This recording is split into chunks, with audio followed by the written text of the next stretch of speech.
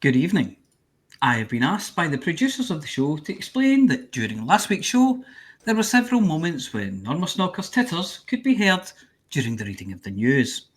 This was due to a technical malfunction, and we would like to assure the listener that this will not happen this week, as there won't be anything remotely amusing in tonight's show. And yes, that is different from normal. I can see that the newsreaders have their dinner suits and evening gowns on, they've brushed their hair and adjusted their bow ties. No, Harry, that's not funny and it's not clever. You wear it round your neck. Please take your seats as this evening's show is about to commence. Our mics are live.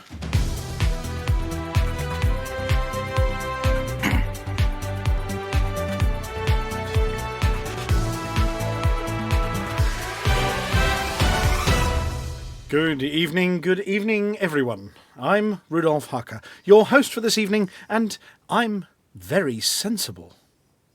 I'm Harry Balzac, and I'm very sensational. I'm Wilma Fingerdew, and I'm very sensitive. Go on, try. I'm Mia Harkness, and I am not getting fooled like that a second time. My arm's only just recovered. I'm Hoanker, and I'm a sensation from the upper lip outwards. I'm Norma Snookers, and I'm a sentinel. Nothing gets past me. Oh, you! Right then. I suppose it might be time for some news. Does my limpet look big in this? Sleeping Beauty, more like a dozing. Pirate hack attack as weapons go crackers. Explorers rejoice as the Dysonator comes back online. Fleet carriers spring a leak.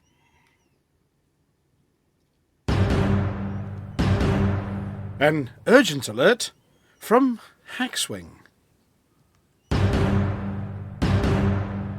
Several systems send pesky pirates packing. You'd need a time turner to attend all of these events.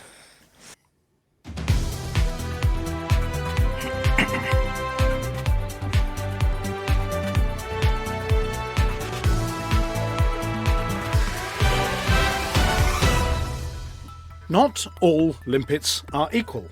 Some are more equal than others, or so the saying goes.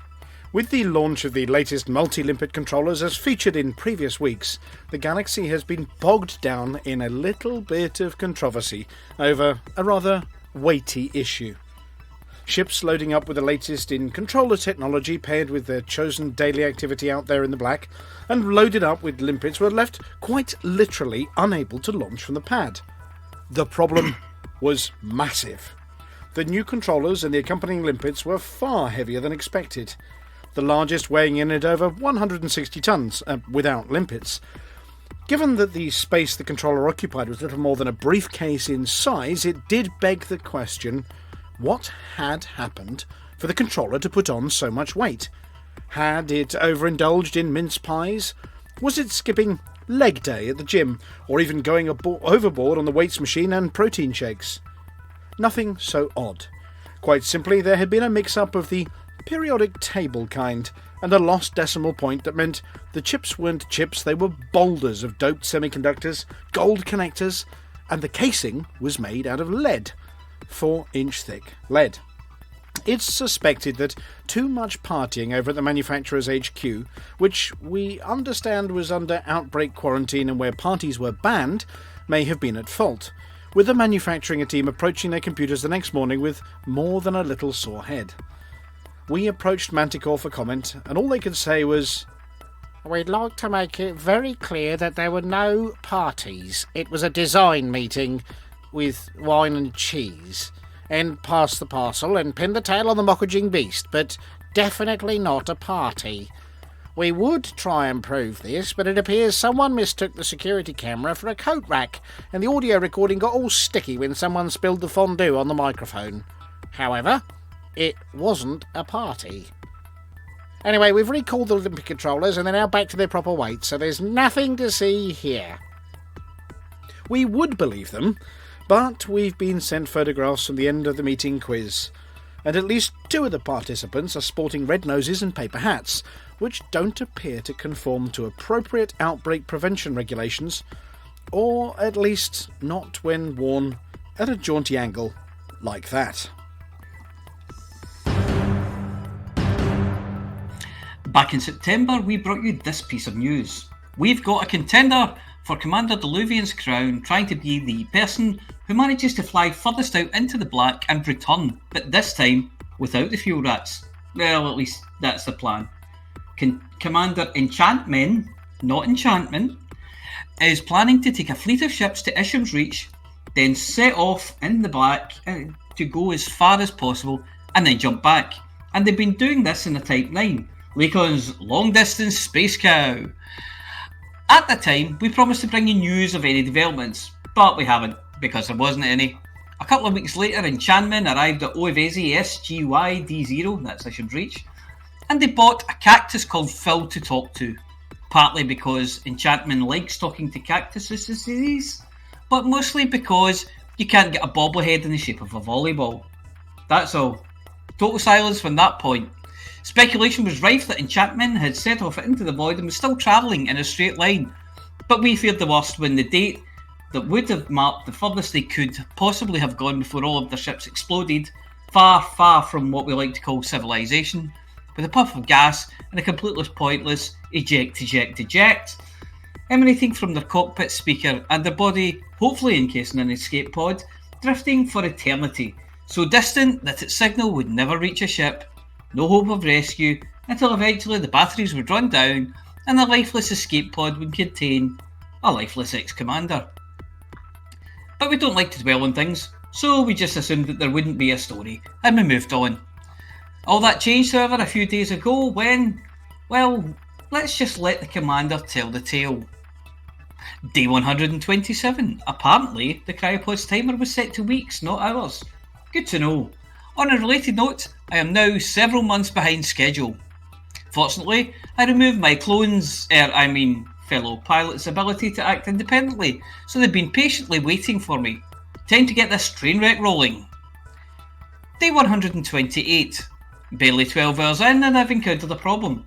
While I was asleep, the ships drifted out of sensor range with each other. I can use a beacon to allow them to home in on one another, but the piece of junk antenna I put on this thing just doesn't work in Super Cruise. I had the ships rendezvous and squinted really hard at the nav ball to get them lined up as well as I could. Hopefully that'll fix the drift issue. Day 132. Good news, the drift issue is still there. Yeah, Phil, I know that's not good news, just be quiet. Had to spend an extra hour in Super Cruise to meet up to refuel. It's getting late, so I'll do it tomorrow. Had an idea on how to fix the drift for next time though. Day 133. Fun fact, COVAS doesn't actually tell you when the fuel tank is full. How did I learn this? By wasting 60 to 70 fully loaded limpets, of course. It's my own fault. I really told Vivian Clone 1 to keep shooting limpets until my COVAS reported it was full. My COVAS didn't say anything, so she kept shooting. Stop laughing at me, Phil. I'm not watering you this week, I mean it. Some back-of-the-envelope maths shows I lost 15 light years or so. I took out my frustration by ramming into the cluster of spent limpets. It was rather satisfying, although in hindsight, perhaps I should have rammed the one containing 60 to 70 tonnes of fuel. Once refuelling was done, I had Vivienne Clone 1 transfer over to another ship and hit the self-destruct on Curly. At least, I'm pretty sure I told her to transfer over. Phil, I remember to transfer her, right? Oh. Well, we can't do anything about it now. I've had a very busy day ahead of me and flying in a straight line, doing absolutely nothing. It appears that there's an ongoing situation brewing in the galaxy as the dastardly Don Antonacci appears. Despite being absent from the galaxy to have his sticky Komori fingers in a new pie this week. His latest business venture appears to be in software.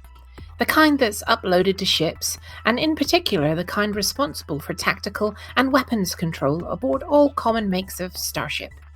Funnily enough, commanders of the Pilots Federation appear to be the only ones affected, with pirates, raiders, and scavengers completely unaffected by this new software.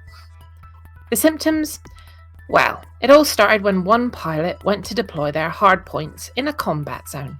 And instead of laser doom from their turret-equipped Megadeth Cow Type 9 sewing nearby space with disco lights, the coffee machine turned on.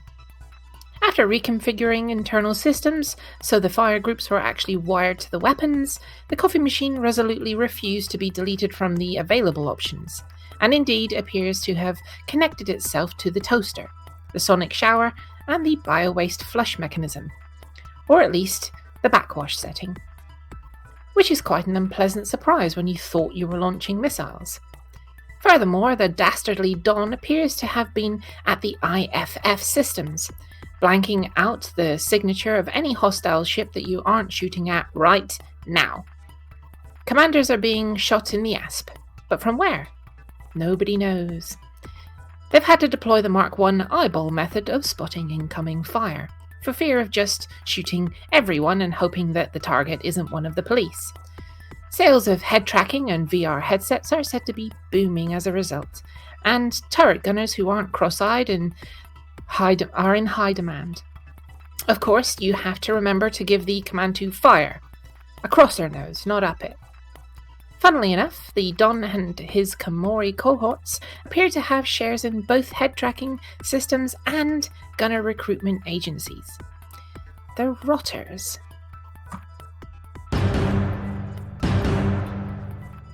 We all know that feeling.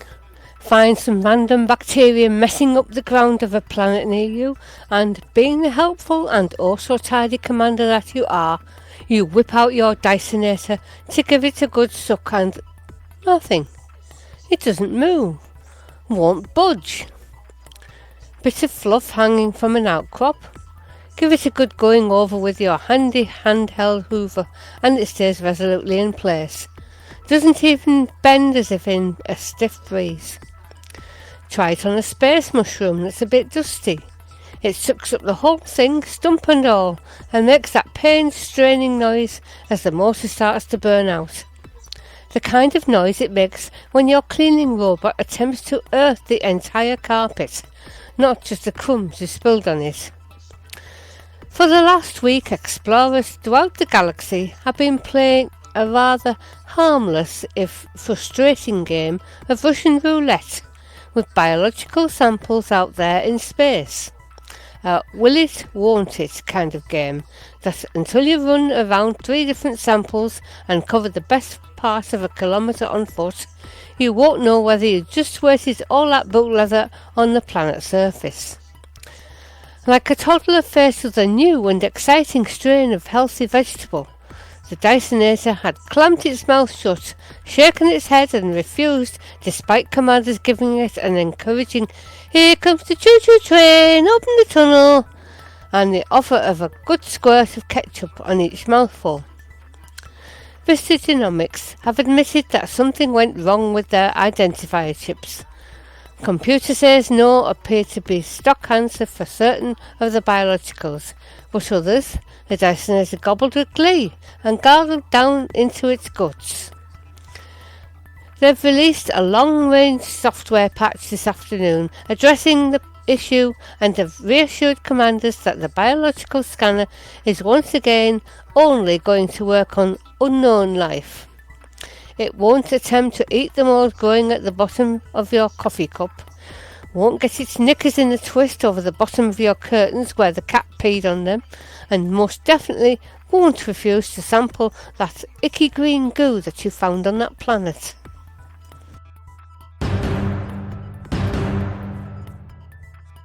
Brewer Corporation just can't win. They created the megaspace palaces that are the fleet carriers. They make them in 3 exciting shapes and a variety of colours. They let you change the light bulb on the docking holograms to suit your mood. They even let you choose the interior and facilities. And what's more, they gave you total remote control from your cockpit.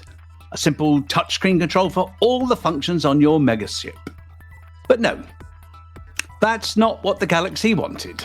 They wanted something grand, something out of a space opera with a huge bridge and an imposing captain's chair.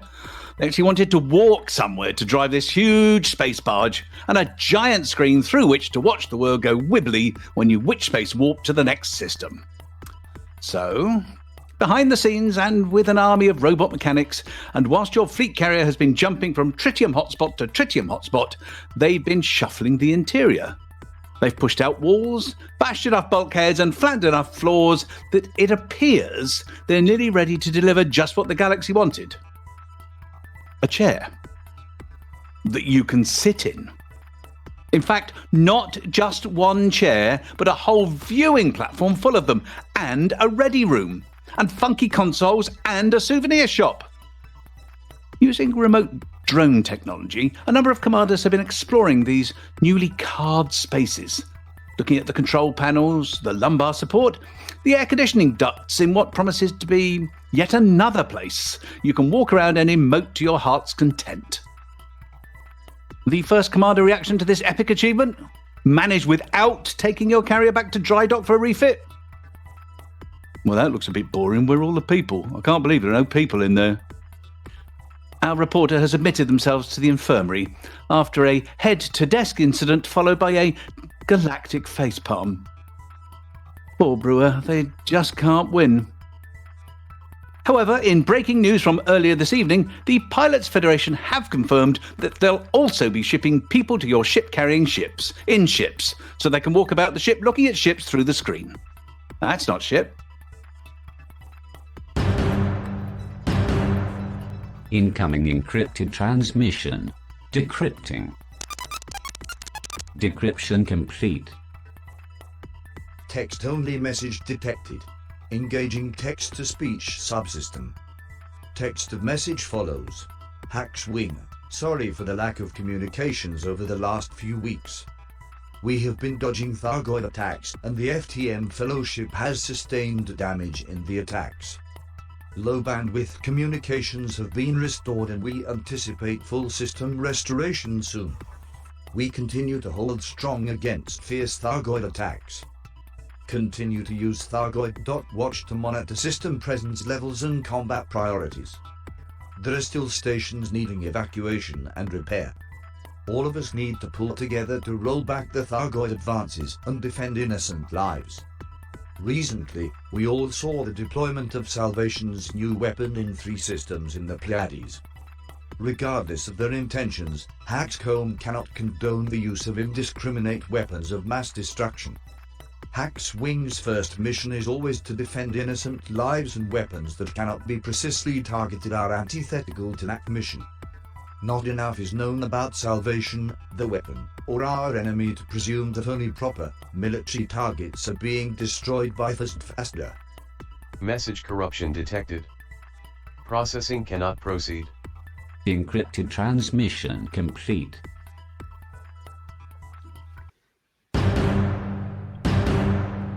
It was not an uneventful week in Hutton space, but having said that, it wasn't a bad week either.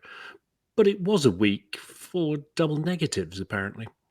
Pirate attacks were beaten off in no fewer than 4 systems: Wolf 359, PSPF-LF2, Van Manen Star, and LP245-10. I just want to know how the pirates managed to get a permit for VMS. I mean, it's not very anarchic getting a permit now, is it? Anyway, that's another story.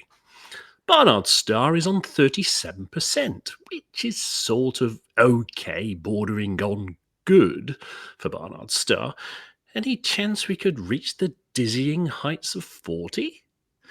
After spending the last month doing the hokey cokey in LP410-93, we are now in the shake-it-all-about phase of the operation as Hutton won the war to gain a foothold 4-0. Somewhat embarrassingly, we are in second place in the system, but I should clarify that is due more to the iron grip of Contrail, the controlling faction, rather than any skill or prowess on our part. Suffice it to say that we are staying, and this is solely for the reason that we don't want to inadvertently expand into it yet again. Truckers should rest assured that Operation Jump Into a Dump will resume normal services again from somewhere, sometime soon. At the overachieving end of the Hutton Systems League, we have 4 systems above 60%, including 2 over 80. So again, please stop running missions and dumping data into systems that are above 60. We just end up with random expansions that interrupt our actual plans. Meanwhile, in Colonia, Imperial High Admiral Air Marshal Generalissimo Hankey, Grand Kazi of all the Colonias, asked for assistance in the election in Tyr against the Colonia Cooperative, which is currently tied at 1-1. In Pythias, Hotcol have just emerged victorious in the war for second place, so any boost truckers can give them will cement that position and limit challenges from the minor factions. Oh, and a bit of help to Ed's 38 will be nice too. Priorities this week are, if you want to truck something, boost Hutton influence in Barnard's Star and reduce influence in LP 532-81 and LP 245-10, and what I just said about the Colonia stuff. If you want to shoot something, weren't all those pirates enough for you?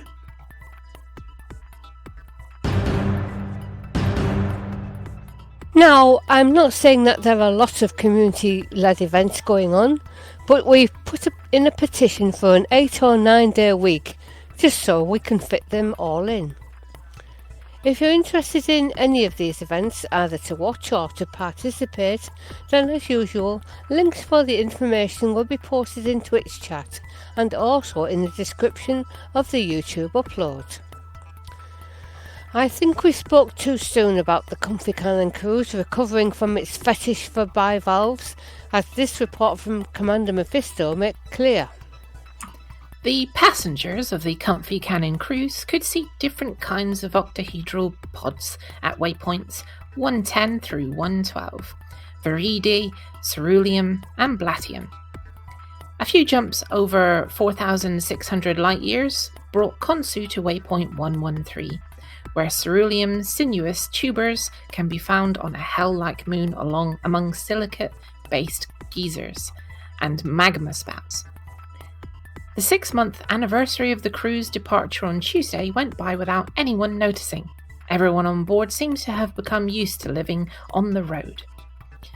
Nearly 2,400 light years away at waypoint 114, passengers could finally get back to their obsession with mollusks. Here, the first kind of real mollusk could be seen on the expedition. Viridi, to be specific. Today, Khonsu moved to waypoint 114, featuring luteolum real mollusks. There is another waypoint close by, then the cruise will zigzag towards the bubble, probably arriving in Verati early next month. The Wild Wild West expedition is nearly home, and their joy at being closer to home was tinged with some sadness, as Commander Airman Dan explains. Wild Wild West goes Guardian. The penultimate week for the Wild Wild West expedition has stopped over at a mini bubble of Guardian sites to investigate ancient mysteries, do science, shoot sentries and reset all their fire groups. Crews on the 3 expedition carriers and several others that have joined the final push are in a fluid frenzy of artifact collection and data gathering, with commanders on all platforms excited to see hints of civilization once again. Last week, Waypoint 15 was rededicated as Gizmo's Beacon in honour of Commander Senior 0025's furry feline friend, who sadly passed away early in December. Commander Airman Dan left a memorial beacon alight atop a mountain, connecting Gizmo's Beacon to Toby's Rest back at waypoint 8. Next week is the final stop on the Wild Wild West, bringing everyone together at a real universe destination, V1357 Cygni. This blue star and black hole pair are known to astronomers across the globe and the source of a great deal of learning about the cosmos. The expedition will remain at this final waypoint until the 27th of December, when ferry service back to Lave will begin. Commander Deluvian has managed to recover from the hardware problems he experienced last week, and the expedition, all the clouds in the sky, has been making good headway that he's had time to stare into the abyss, but we're worried that the abyss is staring back, given the contents of his report. Expedition Day 93. Good progress over the last couple of days. We checked off 2 of our objectives. IC 5217 last Friday, and then after a short stopover, we entered NGC 7538, the first non-planetary nebula. Easy when there's still plenty of fuel, but there is hope to replenish the tritium in one of the civilized systems in the Heart and Soul nebulae. After visiting those, the plan is to loop back and move in the general direction of the Elephant's Trunk Nebula. We're still talking about a few waypoints and a couple of thousand light years of travel, though. My mind is, however, already preoccupied with one crazy idea. High above the Elephant's Trunk, visible in the sky, you can find the Cat's Eye Nebula. Either by mistake or intentionally, this beautiful cloud does not contain a single system to jump to. If you look on the EDSM map, it's not even registered, which is quite understandable as no one can actually log it as a discovery. But is it really impossible to get there? Those who know me a bit better probably already know what I'm thinking about. It's hard to judge using the galaxy map what the actual distance between the nebula and the nearest system is. It seems close enough for me, well, at least close enough for my long-distance cruising cutter D-3303 Persera. Yes, I think if anyone's crazy enough to try that, it's definitely me.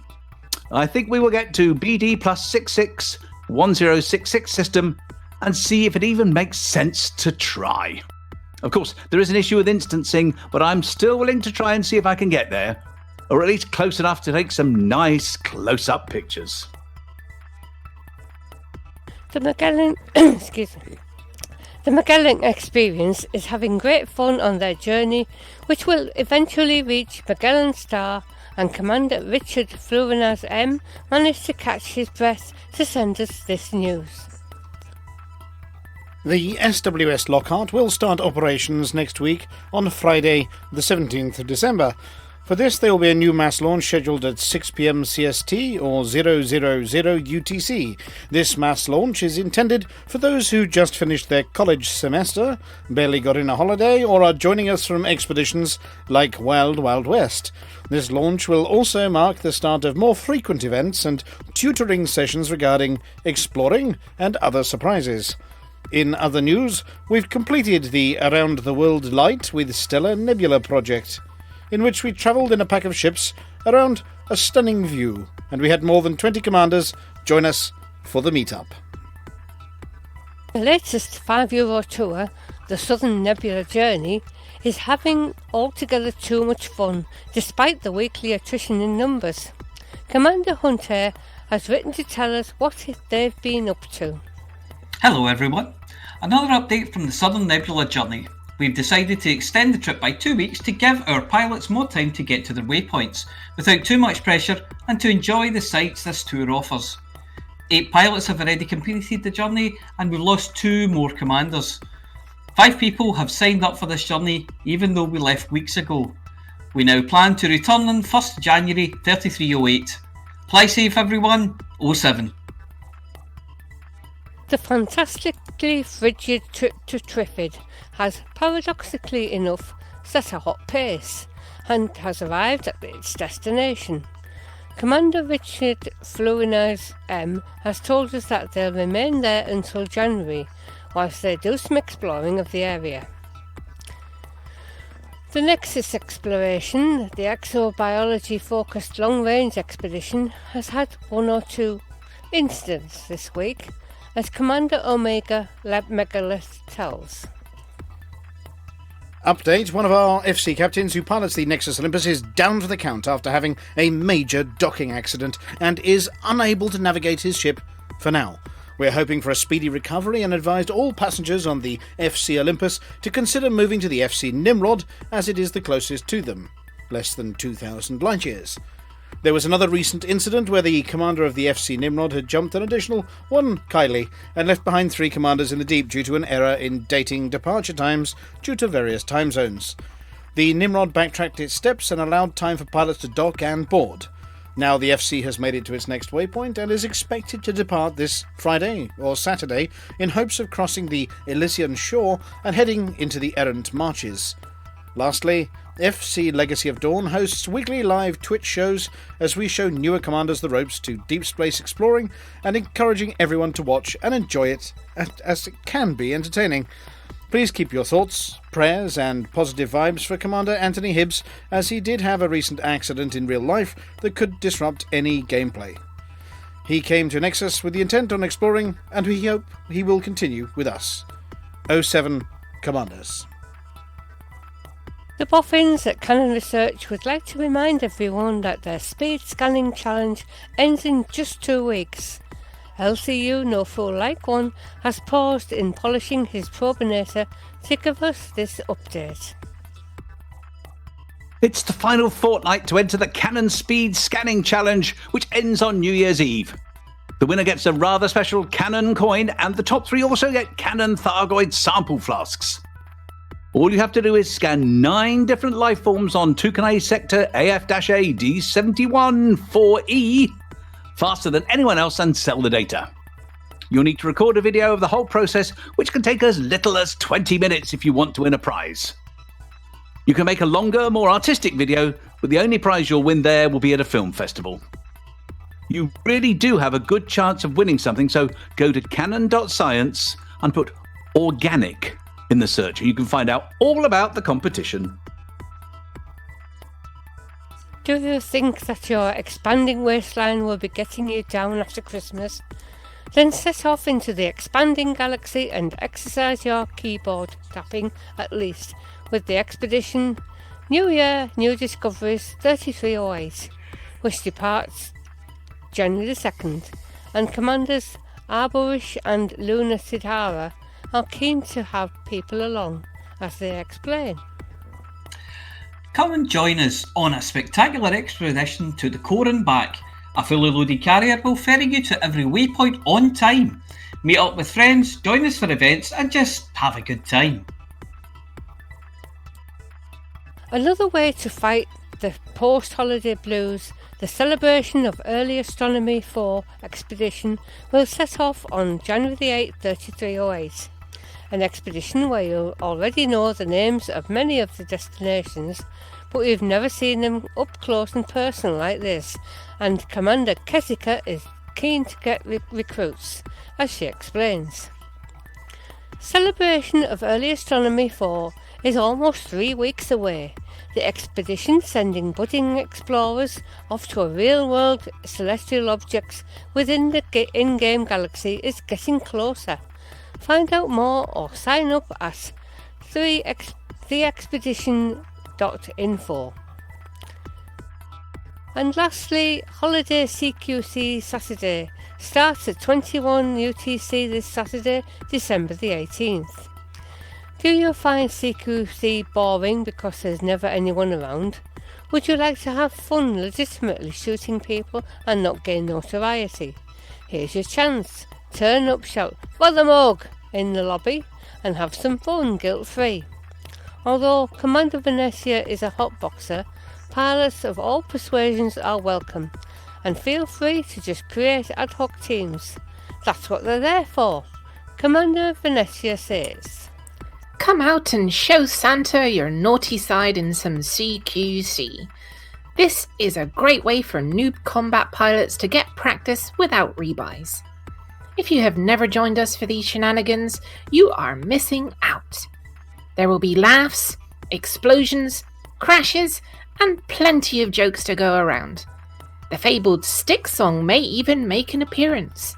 Who knows? that should keep you all busy for a while. Email itookpart@huttonorbital.com if you know of any we've missed.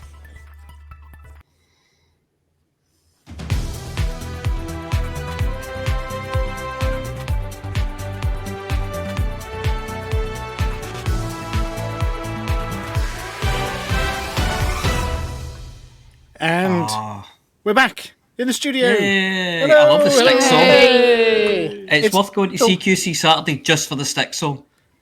Stick Oh, song. this where we are. Oh, The in the stick studio. I song. didn't Is it a recognise sticky it. stick? Can you sing it for us? Stick, stick, stick, stick, sticky, sticky, stick, stick. There you go. No, you can't. I think I'll pass. No, yeah. Okay. Anyway, well, I think that's what I said. Yes, They have backing music and everything as well to make it better. But they yeah, got let's- go-go Drown out the dancers. drown out the And, singing. you can get that on Google. You'll find it in the same places you find pink fluffy unicorns dancing in rainbows. I am not Googling that.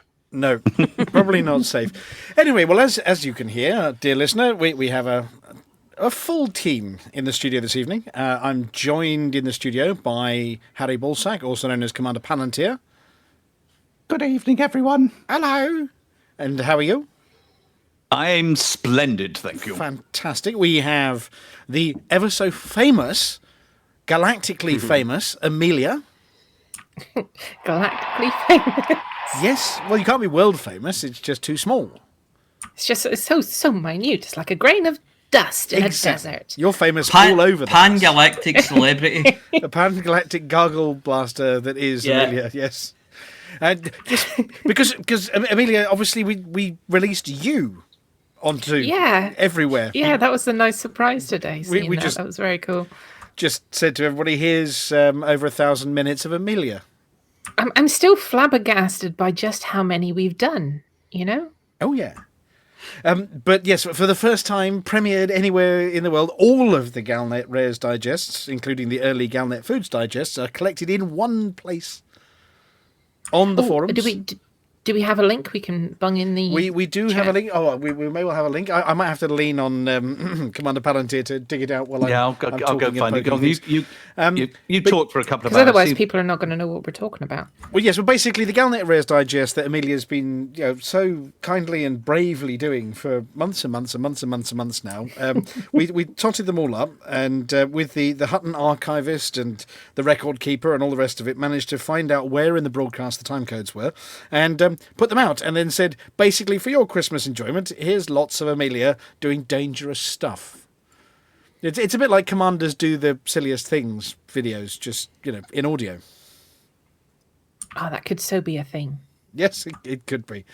Though we all tried jumping on top of Flossy's ship when she was lifting off and went splat, didn't we? Anyway, talking of that, we've also got Flossy. Hello. Hello, Flossy. How are you? I'm not too bad, thank you. Have you been volunteering again? Yes, I did last Sunday and I will be again on Saturday. Well, thank you for doing your bit. And you're staying safe as well. Yeah, oh yes. Yeah, of course. Safe. Yeah, talking about people staying safe, we've got Chicks. Good evening. Now, you didn't stay safe, did you, sir? Unclean. Commander Chicks is in one of those suits, hazmat suits, in the corner of the studio. Yeah. Bring out your death. I've got the kind of cold that the government are very interested in. Yeah. Yes, the kind that you get mods-style colds from not using your Hutton mug enough. Yeah. Yes. He got mods off the Hoover. He's dicing with death. Oh, dear. Well, thank you very much, Commander Chicks, for joining us, despite, the various respiratory conditions. Being full of snot. Yes, well, Yeah. I was putting it a little more delicately than that, but yes. Putting it in a way that our listener can understand. Give it a couple of seconds. He'll sneeze once and he'll be emptied of snot. I know where Frontier get that green Thargoid goop from now. Yes. It's obviously from the government testing laboratories. Keep it away from the floors. Yeah, I would say, Eat right how's your through. sense of taste? But, we've all seen how you dress, and, yes. But you're not suffering too badly with the, was it Omnicorona? Well, I don't know. Omnicorona, I don't know which flavour it is yet. I might find out tomorrow. But come on, it's London. We only have the latest. Have you thing in had to give London, away like an armful of the red stuff to them in a little test tube to? No, I just shove this wiggly stick up my nose. The usual. Yeah. And then sent off a little test tube of stuff. Not that And they'll tell you what you already know, that you probably feel apparently like a bit crap. Well, you've been here, surely. Well, yes, yeah. Basically, they confirm that, yes, if you weren't feeling crap already, you're going to feel crap for a few more days. But then you're not allowed to come out from feeling crap until... when do you escape? When's your escape day? Well, it's 23:59 on Christmas Eve. So, just time to get on your sleigh and deliver all the presents. Well, there is that, but as every man knows, that's half an hour after you go out and do your Christmas shopping from the petrol station. So, so you're going to be relying on Mr. Amazon and his cardboard box mounting, or for the petrol station to see if they deliver. Well, yeah. Well, it's the walls have ears, so it's far worse than that. Yeah, right. But has obviously the rest of your nearest and dearest avoided said plague as well? Well, it's yes, and it's proving quite baffling. I'm beginning to think it's a replicant. Well, the nearest and dearest, not the Omicron. Do you know if you can get a voice camp test on the NHS? Well, yeah. What was it you said? You put a turtle on its back and just check the pupil dilation, and that's the way it works. Yeah, that's right. I asked the question this afternoon, and it was, I'd take a photo, and I'm like, oh my god, that's not right. Definitely a replicant. Replicant. If you start finding little origami cranes and little animals around the place, you're in some severe trouble. But remember, that's what Leon, the replicant, did. He gathered photographs. Remember, he collected them in a big drawer. That's right. Yeah. Anyway, and the dulcet tones in the background you heard there were the apology officer. Hello. Last but not quite least. Yeah, well, last but smallest. Yes. Now, we understand that North Britain may be going under far more stringent terms than the rest of us in the forthcoming days. Yeah, well, I haven't heard anything since Tuesday, but they gave us some stuff and said, don't do stupid stuff. By stuff, really they mean really strong tape to stick over your front door so that you can't get out. Yeah. Oh, I've just painted a red cross on mine just to be safe. Oh, I got one of those as well. I got boosted today, and I'm now, as the show progresses, I'm having the onset of a symptom. Other than that, a symptom. Which one? Symptom. Dead leg? No, carapace. I've grown a carapace. Right. Are you lying on your back, and is somebody taking photographs of you? Yeah, nobody's turning me over, but they're taking pictures. No, I've got a wee slight. I'm getting a niggly sore throat now. Oh, so it's just coming on. It's just psychosomatic. So on the one side, it's where a human would have a tonsil. It's right a bit there. So yeah, I'll see how it progresses through the evening and what kind of state I'm in by the morning. But so far, so good.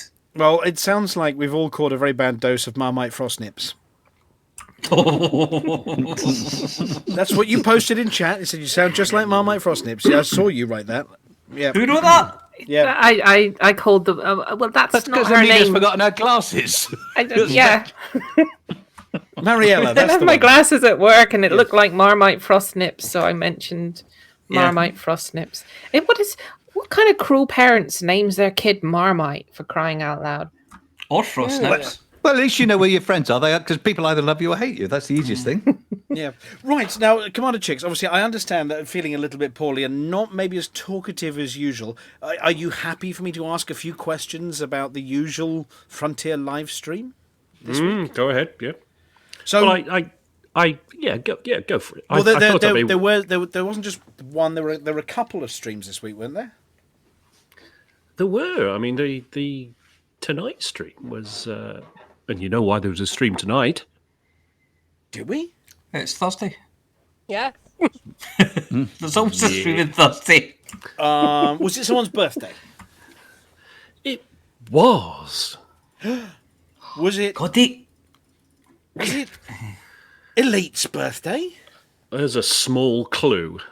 Oh, in bold. Yes. That one in big sort of black lettering. On That was getting bigger as you were staring at it. Yeah. Yes. I can only see banter. Is that the clue? Yes. Well, no, I see. As usual, I skip around. But yes, so yeah, the bit they covered today was 07 Day. It is, yeah. So today is Elite's birthday. It's its 7th birthday. So that's 7 years. Somebody break a mirror. 07, surely. Was that 7 years since actual release, or 7 years since alpha, or 7? It's the 7 year of which bit? I don't know. You're asking now. I think that'll be 7 years since launch, because launch was December 2014, wasn't it? Yeah. Yeah, it'll be 7 years since that. Was that was the do at Duxford? Was it? Yeah. I think so. But the life-size Cobra. The Are they life-size doing? Cobra. The Are they doing 1/4 anything size. special? They did a very really fun live stream. If you want to, if you've only got time for one live stream this week, the bit I saw from whenever it was 6:00 tonight for about 45 minutes was very good. There was some fun and there was a quiz apparently, and Peter did say it only just finished early, so it was apparently quite a long one, but it did look a lot of fun. And they were Also- giving away prizes. They were. And you won't win a prize What were if they you watch it giving on. Well, Thrustmaster joysticks. I think they gave pens, away I don't know, I don't pay earpods. They attention. gave earpods. And of course, they've been giving away ARCs all week, which just reminds me, whilst we do this, I'm just going to log into the Yeah, game. I'll get Free my I arcs, can't- free arcs. all I've round. just been finished can't doing reach that. it. With all our accounts. I'll nip away during the Hutton Helper results. That's always a bit. Oh, I've got to upgrade. Yeah, for King Hanky, obviously, that's a 4-hour job Yeah. going through all of the accounts to get his free arcs. Yeah. Yes. Yeah, I've had to upgrade both. Yeah. So yeah, they had that stream today. So they had some. So earlier in the week there was a Super Cruise news with Zach and Zach Bruce. and Bruce. And a special guest appearance by Alexa. But more on that. Of course, anybody who's playing this out loud on Later. speakers in their home may have just got a swirly blue light next to them somewhere. I'm not silly. I've changed the wake words on mine because I know what people are like. Well, unfortunately, I did that. Alexa, red alert. Because somebody said Alexa. Yes. Well, I did that, and then I was talking about the latest content from the Marvel Cinematic Universe and a certain lady character called Echo, and then that ruined the whole thing because I had changed it from Alexa to Echo, and then Echo went off, and yes, I've you set know, the one here off, even though it's through in the kitchen. computer. Yeah. Yes. Alexa, stop. Did the apology officer just red alert themselves there? Yes, did. yes, I read alerted myself through a door in another room. It was interesting because I was, you know they're listening to you in all rooms of the house. Yes. It was interesting because I rewound it several times and I changed the volume and I couldn't quite figure out what had triggered Zach's Alexa. I thought, what's his word? And I couldn't figure it out. But anyway. I've spoiled it now. It was funny. Okay. Right. Well, to be fair, it tickled Bruce and Zach looked just mortified. Well. Anyway, that wasn't the first of their Mr. Dusty issues. So they came on. They were talking about the sort of theme, if you like, of the live stream was the new combat SRV, the Scorpion. Oh, I do have. I maybe put up on screen just for everybody. Let's put this one on screen. There we go. There it is. This little video, yes. But we covered it in the news already. But they talked about the weight of the multi-limpet controllers, and they were looking at that, and then all of a sudden, just to show that we're poor innocent victims of Mr. Dusty here as well. The stream just fell over, and so they had to restart it. And I think a lot of people were still in the original stream, so it was all a bit confusing. Anyway, It wouldn't be the first time such things have happened to professional broadcasters. You know, if Hutton Orbital Radio can do it, so can they. Yeah. that's right. So once they restarted this, we were introduced to a young chap, Tom Kewell, who's a long-time Frontier designer, and he's been around. I think from recollection, he was there just after the Kickstarter. He says he remembers the Kickstarter. It was all very exciting. And Tom was sporting a very, very festive jumper. You could see that in the image in the corner of the video. Yes, you can. Yeah. If it's still going. It is, yeah. I've just restarted it, and you can see the festive jumper there, bottom right of the screen. For I those have that listening on colour radio. and Yeah. picture for my asp. Oh yeah, I remember those. Yeah. I got the red one. So you say Tom's been around for ages, but I mean, by designer, I mean it's 3D. This is 3D design stuff. This is proper industrial design that they get up to. Yeah, so he's going through some of how they make design choices in the game. So obviously from the very start, when the Scarab came about, they were like, "Oh, now we've got the reconnaissance SRV. Presumably at some point in the game." And this has always been one of Braben's things: is we could put lots of stuff in the game, but if there's nothing to do, then we're not just going to put it in for the sake of putting it in. We need to do something. So obviously now we've got ground combat. There is something for a combat SRV to do, like support it or interact. There were lots of chat about tyres and grip, so it was a lot about the sort of feel of the vehicle and how it would feel familiar but different than the Scarab. So it's more sort of solid and planted and. Well, yeah. I mean, as the video we put on the screen is of a tank cornering on snow there. Go ahead. Does it have the same kind of fuel limitations as the Scarab, or does it burn through fuel quicker? I don't know, actually. It's certainly. I mean, having driven one, it's a joy to drive. It is slower. Now, whether it's using the same fuel to go slower or less, I don't know. If it's just the same fuel over time, but it's not as quick. But it does. It feels solid. I mean, when you're driving it and you're going over bumps, when you're driving in your Scarab and you go over bumps and it's thrown all over the place and you fly up in the air, and it doesn't do any of that. It rides over the bumps beautifully as a vehicle. The main reason I ask is because is it actually just better to buy the Scorpion now instead of the Scarab? Or is the Scarab better at exploration, not so much combat? Yeah. And the Scorpion is more combat, not so much exploration. So there's is no the scanner. Range... There's no scanner. It doesn't have a scanner, so it can pick up 2 tons of cargo. So if you're doing missions or you're landing at POIs on the surface and you've got a few skimmers to kill and you hop out and you do the thing. If it's a utility vehicle, hop out, do that, or rescuing the odd escape pod. But if you're trying to sort of scan for materials or you want 4 tons of cargo space, then the Scarab is still your thing. Also, if you're trying to get through the cannon challenge, obviously where you've got to get around all of them in 20 minutes, don't take the Scorpion. The Scarab said its cargo updated or upgraded, so it takes 4 tons now. 4, Phoenix Blue in chat has just said the Scorpion has a 0.3 ton fuel tank compared to the 0.5 ton for the Scarab. So it's not got the same range. Thank you, Phoenix Blue. That was a first-time message from a first-time chat from a listener, and it was probably the most useful thing we've heard in our chat for an awful long time. So thank you, Phoenix Blue. It's the most useful thing we've heard on the news in a long time. Well, yes, it's more useful than us. I thought we might get some questions about, how does it drive and how many missiles it's got. But, questions like, do the back seats go down? And, how does it have a mug holder? Cup holders? No. Are the windows wind down or are they electric? Well, it does have wheel covers. I mean, I do notice that it's got covers over the tyres, unlike the Scarab, which are exposed to fire. Oh, that's right, yeah. So it's armoured as well. Still doesn't have a cup holder, though. No. Yeah. Oh, that's not well, you'd have. I mean, it's like the most important thing, and they didn't include it.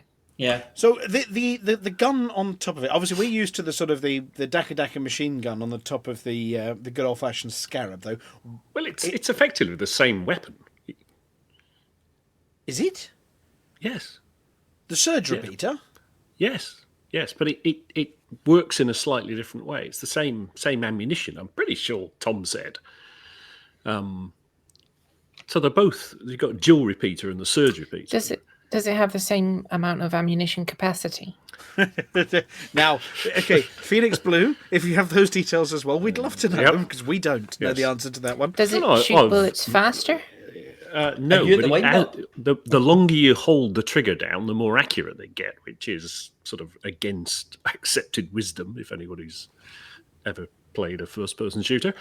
But, his sort of rationale for that was, well, it does the opposite of what you'd expect. And as it, maybe it heats up, and as it heats up, it gets more efficient. Or it homes in on the target using its own tracer rounds, we have no idea. But it was. I got the impression when I was firing it that it did pack more of a punch, to be fair.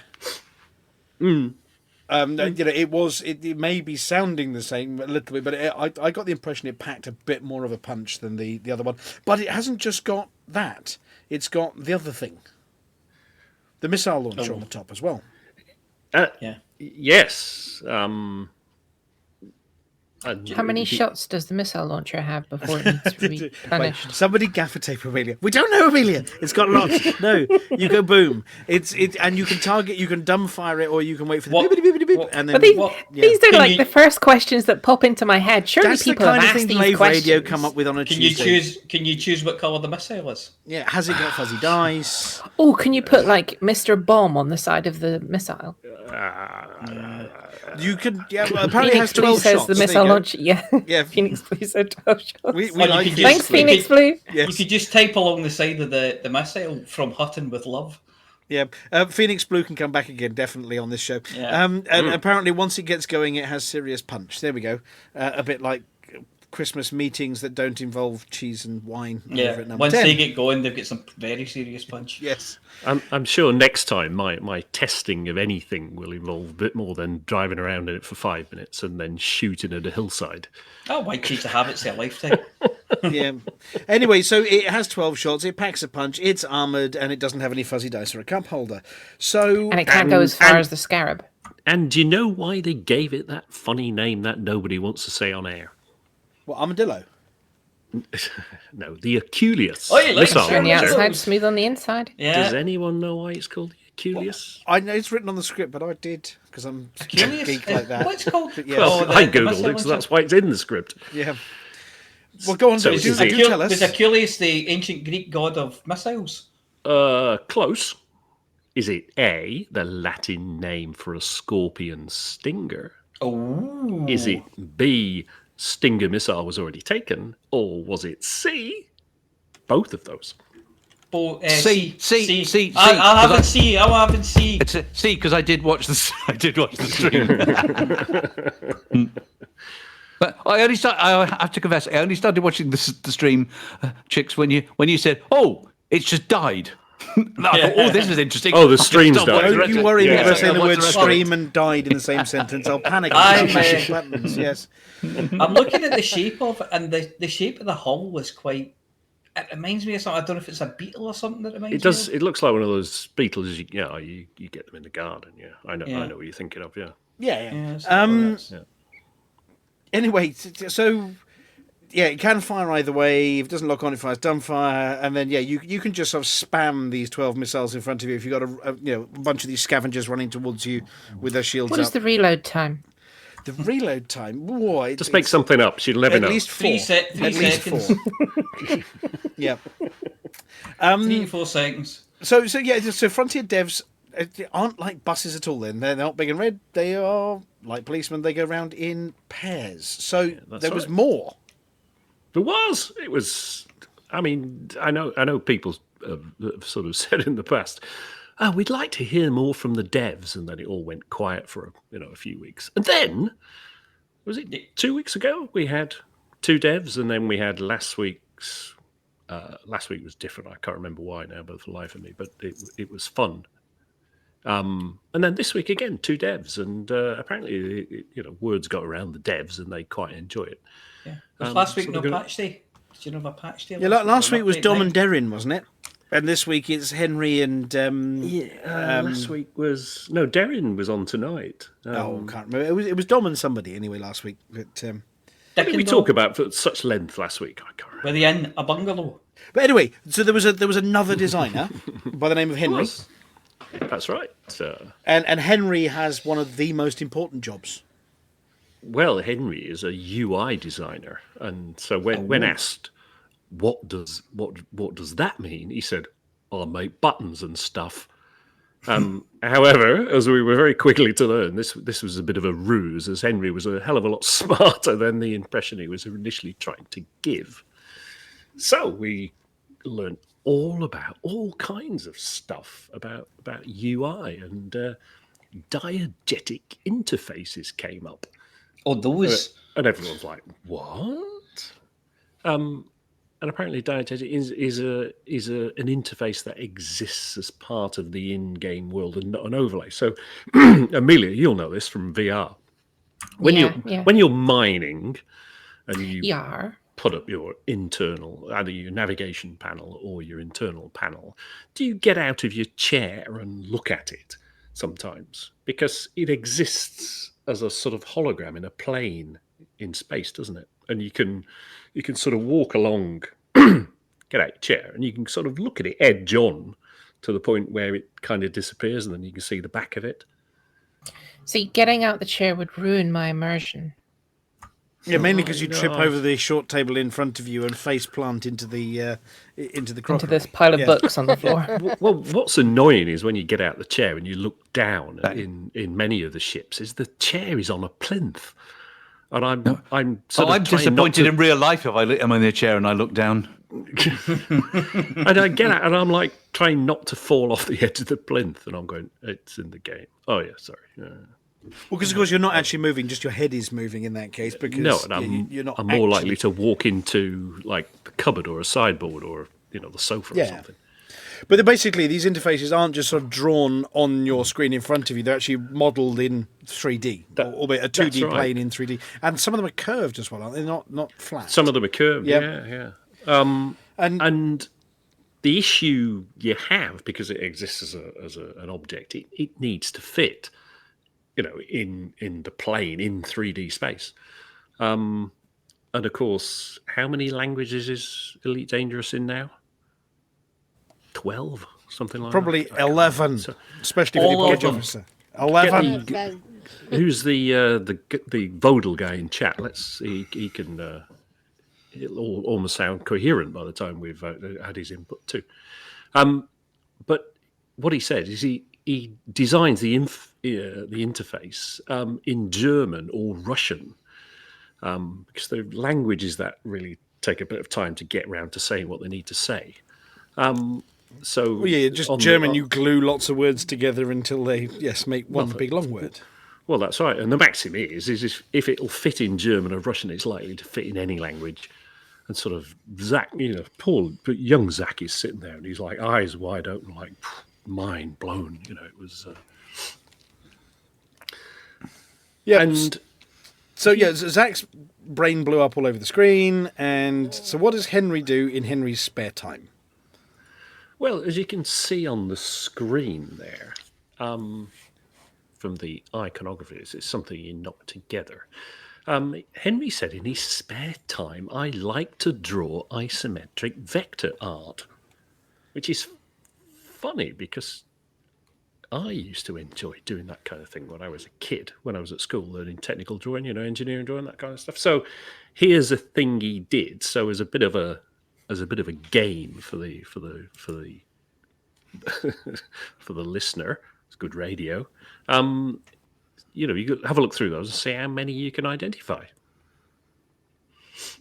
I see a cube. One of them's the engine warning light.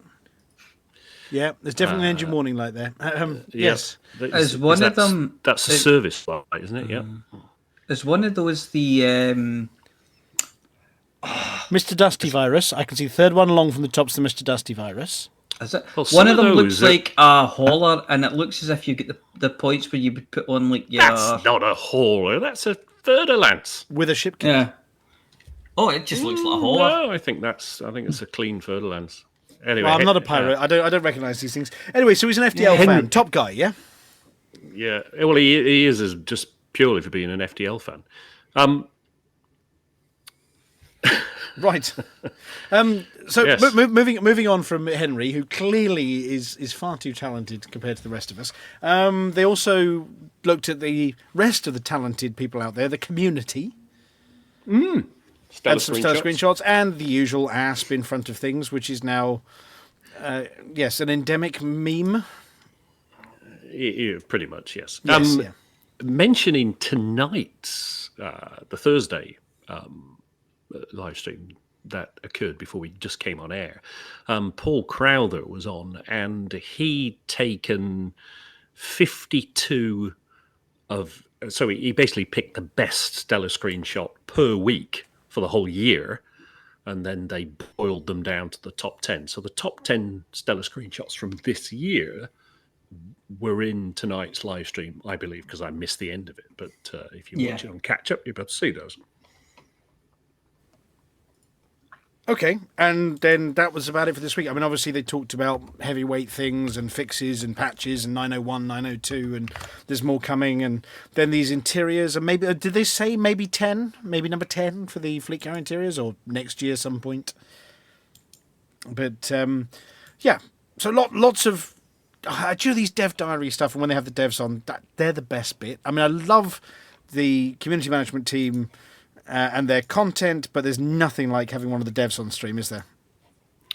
Yeah, it's you sort of understand, they explain things, in how to make something complicated sound simple for idiots like us. Oh, there we go. Look, the audience save us again. 11. Apology officer. 11 what? That's Languages? when the interiors are coming, especially for you. Okay. Apology officer. 11. No, the apology officer's hiding from me now. Well, especially not for me. No. Unless something happens in between 10 and 11. Well, Never you know. buy a fleet carrier. Well, you never know. 11 might be the magic number just for you. It might be. Yeah. Right. Okay. Well, I see. Commander Palantir's got his hand up. I think he's fidgeting. Go on. Oh, up in the air this time. Sorry. Yes. Yeah. And, I've been told there's one word that we must not use to aardvark indicate that it's time to move on from gassing away amongst ourselves to the serious aardvark part of the show, where the Pilots Federation's favourite pilot. Aardvark! To be honest, it's been so aardvark that it can skip out any aardvark. So I'm sorry if I've let the aardvark out of the bag with this one. Let's seamlessly slip into the aforementioned section featuring Flossy with the Aardvark news.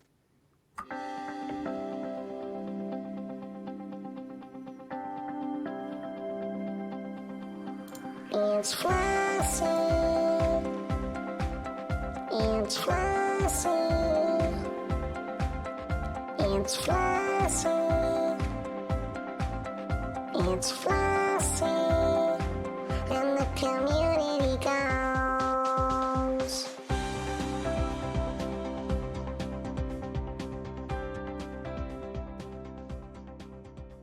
Hello, Flossy here with this week's Community Goals News. Knows my voice. Last week's CGs. The three main CGs, Supply Salvation's anti-Xeno superweapon in Maya, Merope and Delphi, all completed during last weekend. They started slow, but once the allocation of classified experimental equipment was increased from 20 to 80, the pace picked up. Delphi was first to complete on Saturday at 19:55 UTC, followed by Maya at 14:12 UTC on Sunday, and Merope at 17:05 UTC on Sunday. The hidden Extra 4 CG for Amtar had already reached Tier 1 and was therefore successful on Saturday at 15:08 UTC. Galnet have reported that Salvation had sent the following message. The Thargoid spearhead into human space has been severely blunted. Commodore Halloran coordinated the operation with military precision, and many loyal pilots acted swiftly to provide components for my unique technology. At present, I am not able to deploy these weapons in other systems suffering alien infestation. Next year, we will deliver a decisive blow in the war against the Thargoids. I urge the peoples of the galaxy to unite behind my crusade. Aegis is finished. I am the only remaining defence for humanity. I am Salvation. Independent pilots and anti-Xeno squadrons have been asked to continue combating the remaining Thargoid vessels in the Corsac, Pleiades and Witchhead Nebula regions. Repair efforts are also still required at Donner's Oak and the Oracle in the Delphi system, Obsidian Orbital in the Maya system, and Reed's Rest in the Merope system. And this week's new CGs, I'm afraid there aren't any. But as mentioned above, repairs are required in the systems affected by last week. And that's it for this week's CG News.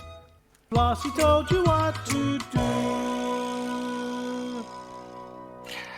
Thanks, Flossy. Well, it's a pity there are no CGs this week, but it does give us more time to do our Christmas rare shopping. Two people who always have a goal, even if we're never really sure what it is, are those masters of mirth, companions of comedy, the joint jesters of the galaxy. It's Commanders Beetlejuice and Witherspoon with the latest Galnet News Digest.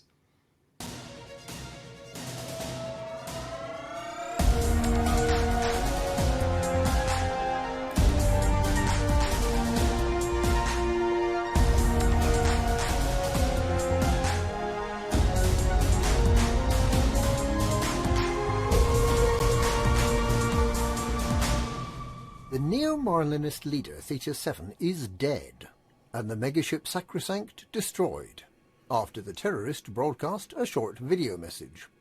The only words spoken during the message were, "The future will remember us." Theta 7 was then seen to detonate a series of explosive charges packed with Thargoid enzymes.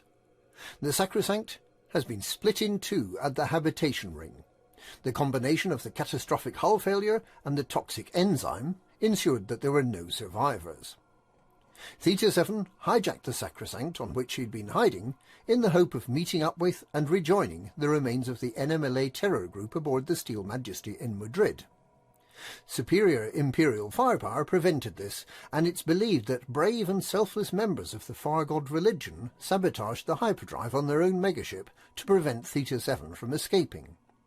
Several thousand members of the respected Fargod belief system are believed to have died, along with Theta 7 and his small band of followers. The affiliated counter-terrorism unit confirmed that Theta 7 is dead, and expressed regret that its attempts to negotiate for the lives of the members of the brave minority religion ended in failure. Following the death of Theta 7, ACT intends to continue investigating the origins of the NMLA and to identify and eliminate any remaining cells of the terror organisation.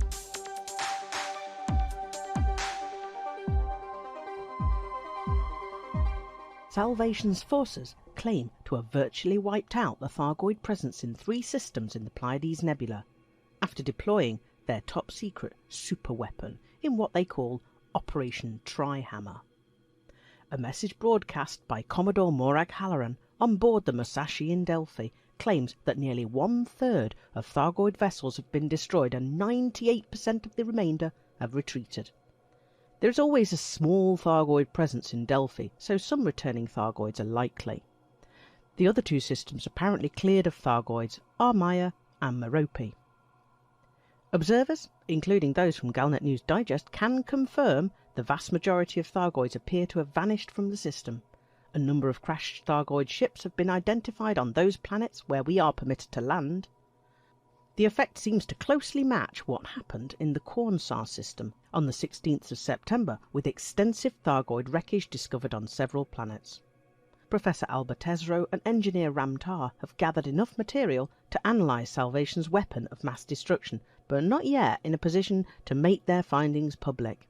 It's unclear at present how the Thargoids will react, but some analysts believe that the present invasion is a reaction to the use of the weapon in Quornsar. The previously attacked stations in the 3 systems remain in need of evacuation. These are Don Arzog and the Oracle in Delphi, Obsidian Orbital in Maya system, and Reed's Rest in the Merope system. A number of other systems in the Pleiades, the Witchhead Nebula and the Muscadart region continue to have a very high Thargoid presence.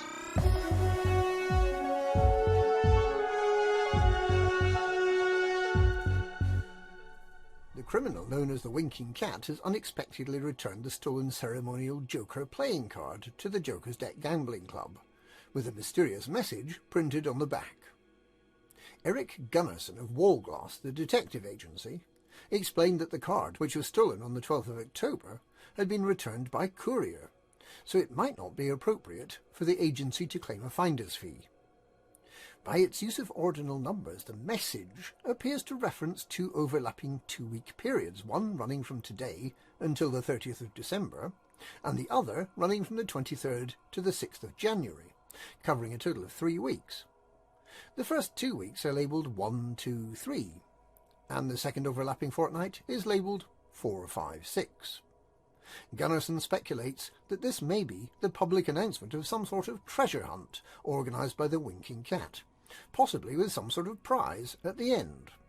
The feline felon has, after all, been stealing even more artwork and other curiosities, and has also been attempting to raise a very large number of credits.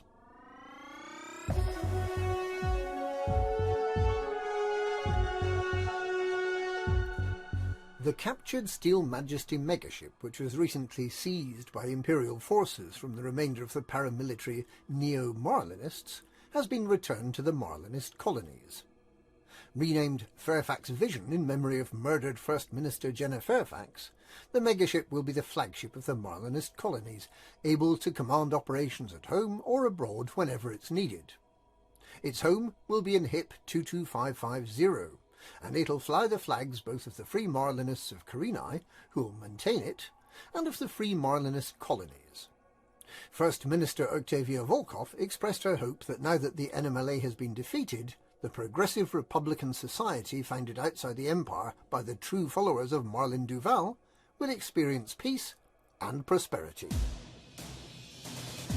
And that's this week's Galnet News. Galnet News, we read the news so you don't have to.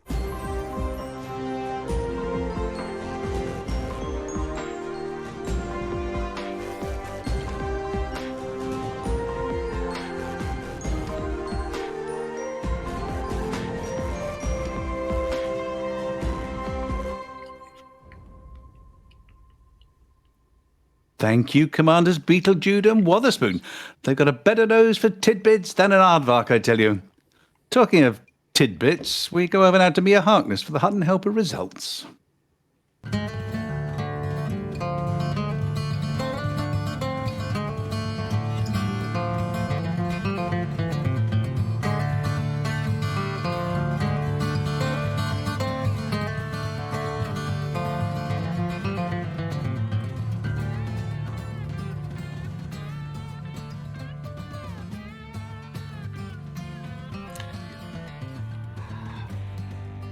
Welcome to the Hutton Helper Results. The Hutton Helper Results are sponsored by the Hutton Helper, the only third-party resource to come with a free roll of wrapping paper, so you can decorate your ship. This week we have the following events. The virtual aardvark quiz live from Beagle Point, Shield. The catering truck full of cheese and wine and aardvarks at the door, Cup Winners' Cup.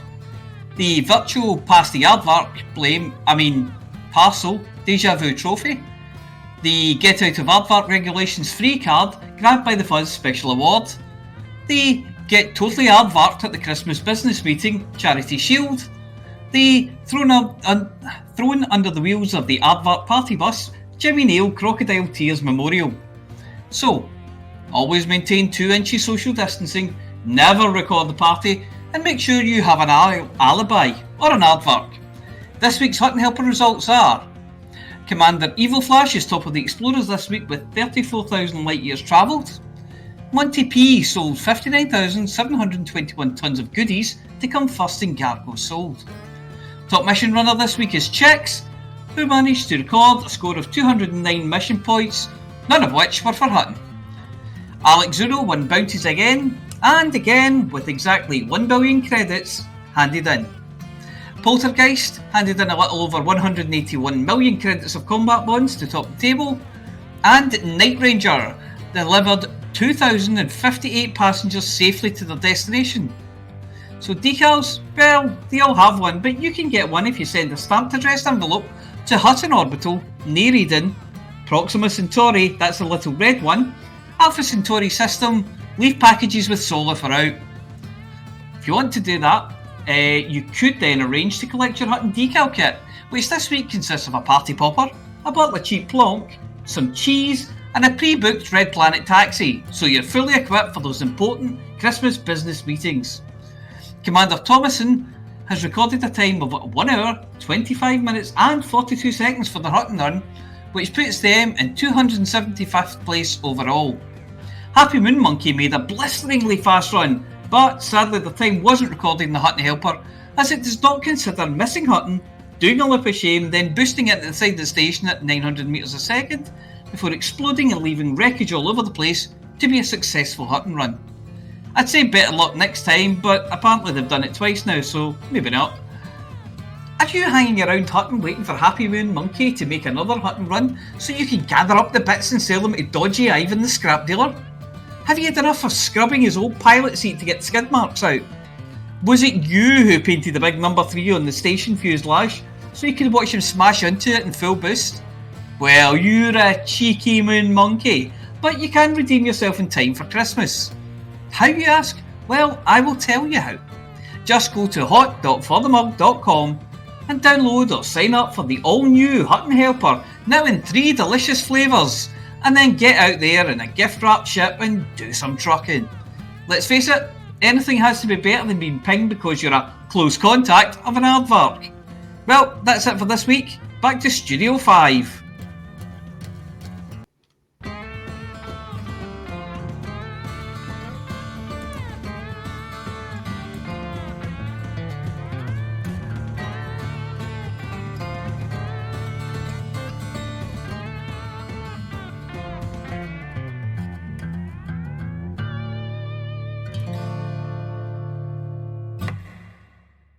Thank you, Mia. It's that time in the show when Amelia Hawke makes us grateful that all we have to do is read the news.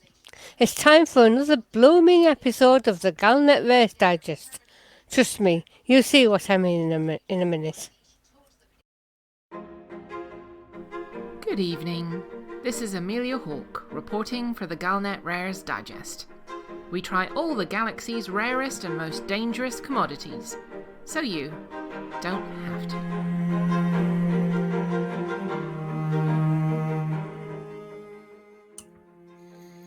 Whilst we here at the Galnet Rares Digest make a living out of travelling the galaxy, hunting down and testing rare commodities, such reporting is far from new. Hunters of rare items have existed as long as humanity has, whether it be a new kind of shiny rock, or one that splinters just right when you hit it with another rock and can be used to make pointy things, which you can stick into your rival. Through a new kind of edible plant that doesn't make your insides become your outsides or taste like rotten eggs. As a curious species, humans have always sought out things that are new. As proof that these ancient hobbies and jobs have been carried out for centuries upon centuries and still continue to this day, I've headed to the Arc system, to a planet rather ostentatiously named Gold, home to a rare that would have been familiar even in Victorian times, an orchid. Digging through historical archives, orchid hunting appears to have, in antiquity, been one of the most dangerous professions there was. Orchid fever gripped Victorian England, with explorers vying to be the first to find, name, and sell unique and new varieties.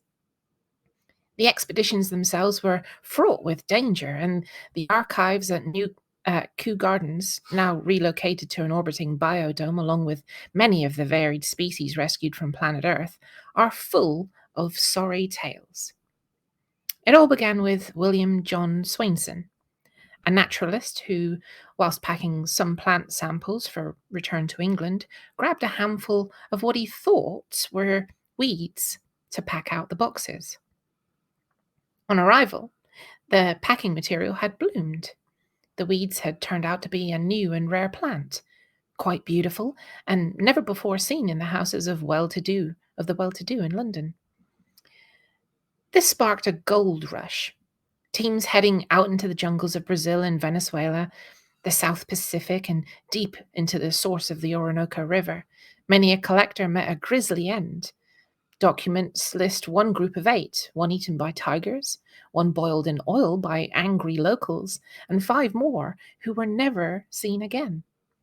The lone survivor, though, did make their fortune from the samples brought back. Gustavo Wallace died of yellow fever. David Bauman of dysentery. Albert Millikan was stabbed to death. The history books read closer to one of our Galnet Rares reports than they do the peaceful journals of botanists and collectors. One explorer turned back having met a cannibal tribe in the forests of New Guinea, only to be instructed by his patron to recollect. Julie did so, only to find a new species, which was growing on a pile of human remains. Individual specimens sold for over £1,000 at the time, which was a vast sum of money in Victorian England, and these inflated prices are maintained to this day, despite the ability of orchids to be cultivated in artificial conditions. Entire populations of varieties of orchid were collected, devastating the population and unfortunately almost ensuring the high price, as they would never be found again. In more modern times, due to this rarity, a genuinely new species can command a price as much as a well-equipped spaceship. One startling discovery of the 2900s was that certain of the pollens from orchids were actually impervious to the perils of deep space, able to withstand radiation and the extremes of temperature. And it has been suggested that orchids themselves may have seeded other planets over aeons, their actual origin being totally unknown. Most orchids are quite simply beautiful when they bloom, turning from a very ordinary-looking plant into a delicate, sometimes fragrant, and massively varied floral display. There are orchids that look like dragons or jewelry, varieties throughout space that smell sweet or with heady herbal fragrances. Historical records from the 1900s show that just one variety has been found that is dangerous, the black orchid, the pollen of which was said to cause sterility, and when refined, be able to produce a nerve gas. One mad scientist, Drax, even attempted to weaponize the pollen of this orchid as part of a doomsday cult, threatening all human life on Earth and returning it to a paradise world ready to be colonized by his own progeny. Records are sparse, but we understand that his plot was thwarted by the efforts of British intelligence, and what survives from the tale would make a fascinating film. The Charis orchid, however, is harmless, found only on the planet Gold in the Arc system. It was discovered by Commander Shaneri, who fits the bill as one of those ancient jungle explorers. Not afraid to tackle tigers, truculent natives, and the risks of being boiled in oil. Shaneri scoured the mountainous slopes of Gold in search of a rumoured very rare orchid. After months of searching, and having reached an outcrop over a particularly stunning vista, just a single bloom was found, identified, and named. They fought off wild animals, carnivorous plants, and climbed dangerous-looking cliff faces to reach just this spot, and the single flower at the edge of it. With a sample taken back to a nearby station for analysis and cataloguing by Vista Genomics, it was discovered that this particular variety had one property unlike its cousins from Earth. It would only bloom when planted in beautiful surroundings. Without sunlight of the right color, plants nearby of breathtaking beauty, and views to just take your breath away, this orchid stays resolutely green and innocuous. When planted in just the right location, though, it flowers magnificently and gives off a scent that reminds me of something.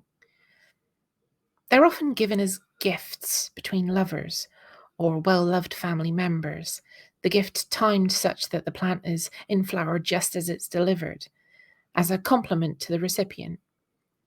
Vain imperial types often wear them on their lapels in the hopes that it broadcasts to anyone looking their wealth and, of course, good looks. I've been sitting looking at the sample handed to me earlier today now for a while. It's beautiful, but there's just something about it that caught my attention. The fragrance. If I close my eyes and breathe deeply, there's something at the back of my mind, buried deep in my memories, that's just out of reach. Letting my mind wander, is it the perfume of a lost love, or maybe the fresh scent of a wildflower meadow? I can't remember. I can remember long walks, of lying in the long grass, running through a forest just after some fresh rainfall. Childhood recollections. These are fleeting memories of dinners, of drinks, of candles, and scents. The smell is captivating.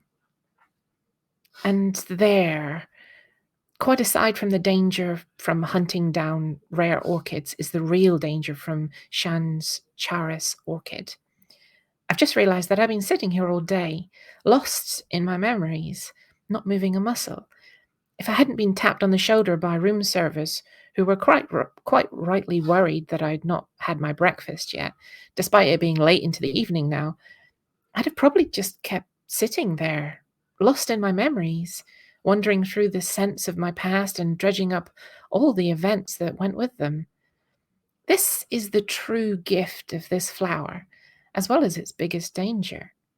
Shan discovered something wonderful, something that, as a gift, is one of the more touching things to be given. Just make sure that there's someone there to wake you from your reverie and your thoughts. This is Amelia Hawke reporting for the Galnet Rares Digest. I'm sitting here, lost in the world of my own memories, having smelled the flowers. So you don't have to.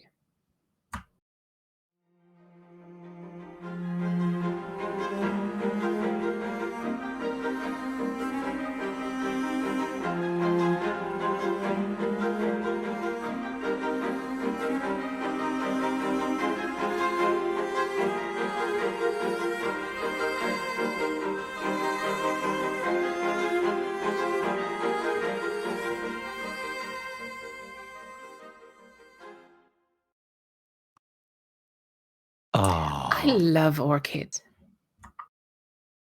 That sounds very pretty. Absolutely lovely. Doesn't it? I mean, it's one of the least. Well, no, not least dangerous. Obviously, it has its dangers. I'm not shouting at the end of this one. No, you're not running. There's no screaming. I'm not screaming. Yeah, I was miles away. There's no blood. Yeah, I was sort of hypnotised by the thoughts of that orchid. But well, thank you very much for researching that one for us, and thank you very much to Commander Shan, obviously, who asked whether we would let you sample it and write it up. We had to tread a little carefully on this one, as Shan actually inserted this one into the Galaxy. And a beautiful thing it is, too. It was inserted. I understand Colo also took one out to a beautiful location as well on one of the live streams, too. But thank you very much to Shan. We did wonder whether it was the right kind of rare for Hutton to cover, given some of our recent past history and the danger and other bits and bobs. But I think you did that one absolutely proud. I do believe Commander Shan, who actually inserted that one into the Galaxy or as a prize, was listening this evening. So good evening, Shan.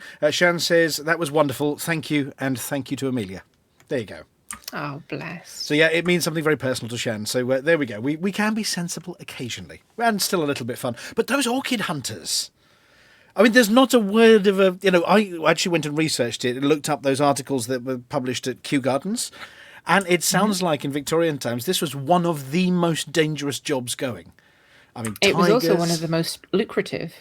Well, yeah, if you survived, I mean, boiled in oil. Yeah, but I mean, the money you earned when, if you did this kind of job was insane. Oh, yeah. I mean, back then, £1,000 was an immense amount of money. Yeah, I mean, that was about 24,000 in money from the late 1990s, early 2000s. So, yeah, just for one plant. Yeah. But obviously they devastated the populations. These explorers would go out, and they weren't these sort of, ecologically aware creatures that we are now. They would just go, right, I'll have all of that and take them all, the whole lot. That's it, devastate the whole lot. And then they would ruin them so that nobody else could take them. So they had the exclusive set to cultivate back at home as well, which was terrible. There were huge orchid plantations over in St Albans, apparently, when they got back, where they would cultivate them. So there you go. They weren't necessarily the nicest of explorers, some of these. I like the story about the guy who went to, was it Papua New Guinea, and he encountered the cannibals, and he went, oh no, and went home, And sort of said, there was cannibals, so I didn't go. And he went, well, just get back there and bloody find me one. Well, actually, there's a longer bit to that story. I was just trying to find that article, because I started when we were doing our research with Commander Palantir earlier, and to furnish Amelia and the Galnet Rares with some of the history of these things, and the actual stories I was reading were worthy in their own right, if you know what I mean, of a Galnet Rares digest. I mean, these were epic things. I think you should do some genealogy to see if people who ancestor of yours wrote stories for the newspapers. For Galnet Orchid Digest. Oh yeah, I mean it was. I'm just trying to find the original article that I had there, but it's I know there was the one as well that was boiled in oil. Yeah, the boiled in oil. And who thought that was a real thing? Who thought that was made up? Yeah, well, somebody was sure. Somebody, maybe an American, and they thought it was a turkey. Yeah, no, I'm thinking it's just that these cannibals have been sitting going, do you remember the story about somebody being boiled in oil? Oh, we could do that. You know, the crispy one. Yeah, yeah. I mean, some of these individuals. I mean, just reading through the archives here. Here we go. So yeah, it was the 1800s. The William John Swainson. Yeah. And he plucked a bunch of weeds and stuffed them in a box with some of the exotic plants he'd found, and then he got back and they'd bloomed. He went, wow, these look cool, and made himself an absolute fortune. I think it was coming back from Brazil as well. Here we go. In 1901, an expedition of 8 men entered the jungles of the Philippines in search of orchids. 1 was eaten by a tiger, a second was doused in oil and burnt to death, 5 more were never seen again. The lone survivor emerged with an enormous haul of Phalaenopsis, known as moth orchids, and promptly made his fortune. Now, what do you think? The 5 that were never seen again? I think they were down to the one that survived. Yeah. I think he picked them off as they went. That was the 20th century, though. You know what I mean? That wasn't that long ago. Yeah. So was the first flight. Yeah. Yeah, I mean, just the list of gruesome anecdotes that's stored over in Kew Gardens is quite scary, actually. I mean, Amelia, you got the easy one here. I mean, there's this guy who drowned in the Orinoco River. There's yellow fever. There's malaria. There's dysentery. Here we go. And the guy who died of dysentery had to go back because his first haul was stolen by his rivals. So he had to go back and then caught dysentery. The guy who published the Travels and Adventures of an Orchid Hunter did 5 trips to the Andes, and then his final expedition was stabbed to death. Whoa! This is crikey, brutal. Who finished writing his book then? Well, he obviously wrote it and then went to as he was going. Yes, yeah. Published posthumously. Here we go. Yeah, so Queen Victoria's royal grower employed 23 orchid hunters. Excellent. And then less than 1% of a ship's cargo of orchids made it safely back to market. There we go. Yeah, so here we go. There's actually a statue over in Prague. You may have seen, Palantir actually managed to find a picture of the statue. There's a statue in Prague dedicated to a chap, one of the few guys who actually made it to retirement despite being robbed 17 times of all of his orchids as well. For 40 years this guy travelled across the Americas on horseback or on foot, finding 7 orchid varieties have been named in his honour. There we go. But he had a piratical look, so here we go. I mean, you think these look like boffins or whatever else. No, an orchid hunter, here we go. Benedict Rosel, an orchid hunter from Prague. It was especially striking because he had only one hand, the other having been replaced with a metal hook after an accident while demonstrating some machinery he'd invented. That's one of the shittest limericks I've heard in a very long time. Yeah. It's the hand-removing machine. Yeah, only enhanced his reputation as especially intrepid and ruthless orchid hunter. Yeah, I'm not surprised he's the only one who survived. And a handless one. How did he pick them? Dysonated. Very carefully with the other hand, I'd imagine. Yeah, I'm kind of thinking if you got one hand on the secateurs, or do you uproot the whole plant? You'd have to uproot the whole plant. Here we go. Another one. Yeah. Wilhelm Michelitz, during a mission to New Guinea, was terrified by natives who practiced ritual sacrifice. He collected a shipload of orchids, was getting ready to sail home when his ship caught fire. I mean, as it does. Yeah. Was it an accident? Oh no! Well, this is the one where he wrote to his... those orchids off. What you should have done was a ritual sacrifice right there. Your ship would have been home in no time. Oh yeah, I mean, there's because they all talk about that in the Andes. Yeah, William Arnold roped to his boss's patron to reveal he'd been forced to pull a gun on his rival while collecting plants in Venezuela. Yes.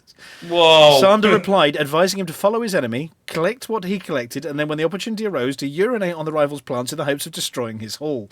These stories. Amelia, I mean, this is proof that what you're doing here with the Galnet rares and the things, they are not that far-fetched, are they? Yeah, it's a proud tradition. Yeah. Everything is based on truth. It is a little hint of truth, a tiny little hint of truth. Anyway, so yeah, I mean, wonders what we come up with next week. I mean, a bit of a plug, obviously. Yes, Amelia, we have put most of your past episodes, with the exception of the audio-only ones, which we're going to try and recreate from the original audio, up all over the forums. And they're getting lots and lots of love. This one will be joining them after this evening's show when we upload it as well. We do have a request as to whether we're going to be testing buckyball beer mats. You know what? We should actually start taking requests for what rare to do next. I think it would be good to get the community involved in what kind of rares we do at any given moment. Yeah, of course, it's just a suggestion. Yeah, obviously they'd have to go to the page to look at the list of the 70 plus that we've done already. Yes. You'd have to make sure it's not one that we've already done. And you can't suggest the Hutton mug because that's going to be the very, very last one that we do. Mm-hmm. And you can't say Boaty This is never going to end. This is never going to end. No, just keep adding. We could put up a little poll, couldn't we, on Galbook or something, and say that's cool. And get people to vote for what they want. Maybe I don't know. Pick a couple. Yeah, but see, there's a couple I'm saving for us. I mean, Amelia, we haven't sent you out a couple of the really special ones. That I have to wait for the right week for one or two of these. Well, you could make it an open poll. Or you could make it like 5 options. Harambe. Yeah, and just don't put any of the options that you want to keep for later. Yeah. I mean, the honesty just pills, to get the community involved in this kind of thing a bit. The honesty pills we're saving for a special week as well. Yeah, because I'm not going to like that. no, you're going to tell us what you really think. Yeah. Oh dear, we better be sitting down. Nobody's allowed to get offended. Well, look, thank you very much, everybody. I'm addicted to those bloody things. So, Flossy, obviously we're hoping CGs might return, or do we think we might be getting a bit of a sabbatical over the holiday period? I really don't know. Your gut feeling? I mean, is it just loads of updates from the Pilots Federation this week, and or is there something brewing on Galnet? I don't know if not as much as me, really. And then, Apology Officer? Yes? Mega weapons? I mean, super weapons? Uber weapons? Do we have any hints yet what they might be? Mega weapons, super... Oh, they mean the salvation thing? No, I've got no idea. No idea at all. And I would just say to everyone, don't shoot the flower people. And Commander Chicks, do we think that the Thargoids would have been pushed back from those places anyway, and Salvation is claiming to have a mega weapon they don't have? How would I know? Oh, yeah. We're just Hutton Orbital, that's all. Yeah. And I leave the flower people alone. You do you? Yeah. Yeah, I've never shot one. I've never shot one. Only in, so what is it? The old song, "Beware of the flowers because they're going to get you." Yeah. Yeah, listen to what, the Spinal Tap song. Listen to what the flower people say. You're singing again. I think. I'm glad you recognise that. Yeah, the hazmat suit's leaking. Right, Commander Palantir, who's on duty next week? Me. And we have a show next week. We do, and it's the day before Christmas Eve. Ooh. And now we don't know yet whether we're going to have a special show following our own one next week or maybe the week after. Every show we do is special. We're waiting to hear from Mr. Shouty and LCU because we're hoping to be able to help premiere and broadcast the very next episode of Beyond Dockers sometime soon. Two good things about that. One is it's extremely funny, and the other bit is we don't have to write so much of the show then. No, it's actually marginally shorter than one of our shows. Yeah, at a running order of I think 1 hour and 20 minutes so far. Featuring voices that may sound familiar, but they are definitely not connected to anybody you might hear on this radio show. I was going to say, if I'd known that, I'd have made my bit longer. Yeah. Oh, I'd love to connect with you, dear boy. He's off. Yeah. Anyway, does anybody else have anything to add before we hand over to the randomizer that is the button for the end of the show? Just the one thing. One thing. One thing. Turn your ears down, warning. Hang on. Well, before we Headphones This are will off. blow your sinuses, chicks. What? I don't know if it's going to be broadcast tomorrow night, but there is the Frontier. Should have been last week. The party. It's mentioned on the on their event schedule, but I don't know if it's going to be streamed. I haven't had the invite yet, so. Or if it's just for people who were coming to the party don't know. Yes, must admit. yes. It's only for them, I believe. Okay. Which would seem fair. Well, I'll record it. On a private Zoom thing. Yeah, well, unfortunately, I'm going to be away celebrating my wedding anniversary, so you say it's a Zoom thing. It could be Braben's OnlyFans account, Ouch. Right. Do you like jumpers? I like jumpers. Turn my headset down. Ow! You've got your headsets on. Everybody get your headsets turned No, down. I'm keeping mine on because I don't care. Amelia's about to tell us something important. For the mug! For the mug. For the mug. For the mug. Mug.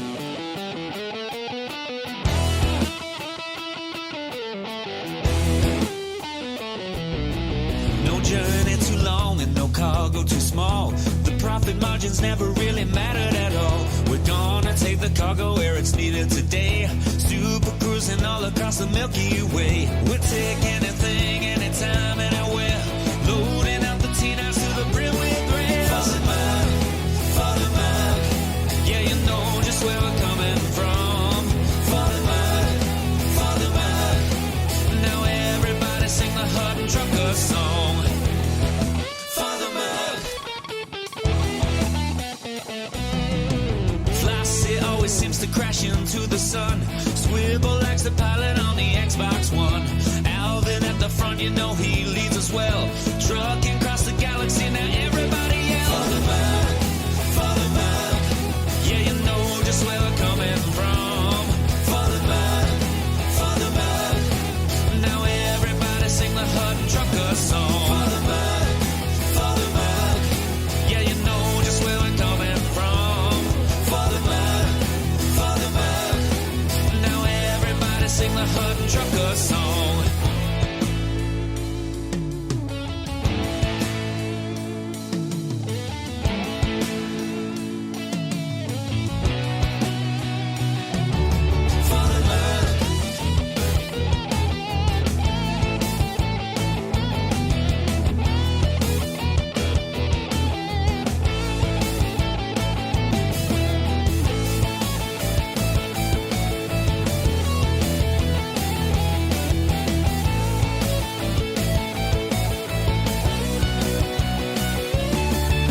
Give me a launch pad that I can land on, and I'll give you my cargo and sing you my song. No part 22 light years to go. Cruising to Hutton, whoa, whoa, whoa. No journey too long and no cargo too small. The profit margins never really mattered at all. We're gonna take the cargo where it's needed today. Super cruising all across the Milky Way. We'll take anything, anytime, anywhere. So shout it out loud like you don't even care. For the mug, yeah, you know just where we're coming from. For the mug, now everybody sing the Hutton Trucker song. For the mug, yeah, you know just where we're coming from. For the mug, now everybody sing the Hutton Trucker song.